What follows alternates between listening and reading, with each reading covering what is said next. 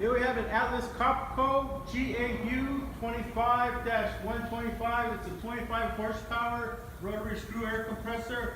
We got it hooked up to 460 volt three-phase power. We're going to turn it on and show you that it works.